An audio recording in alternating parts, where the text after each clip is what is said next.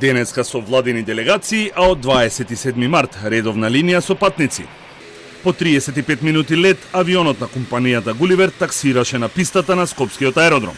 Авиоповрзувањето меѓу Македонија и Бугарија со директната линија меѓу главните градови Скопје и Софија, по многу најави и по повеќе од 10 години пауза, повторно е воспоставено.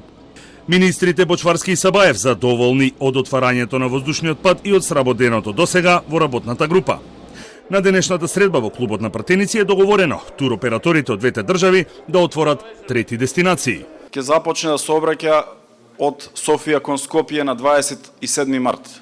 Со што на денешната средба заедно со туроператорите од двете земји и воздухопловните власти од двете земји донесовме навистина значајни заклучоци со кои што покажавме дека со градење на мостови отвараме можности за иднината на граѓаните на двете земји. Планот на двете влади е овој пат линијата да обстане, да не згасне за само неколку месеци и преку неа да се развива туризмот. А за да придонесеме за ова линија да има и економска оправданост, ние веќе сме во финална фаза за наредниот состанок што ќе се одржи да подпишуваме и меморандум за соработка во делот на соработката на туризмот, а посебно во делот на заеднички презентирање на можностите на Северна Македонија и Бугарија во трети земји.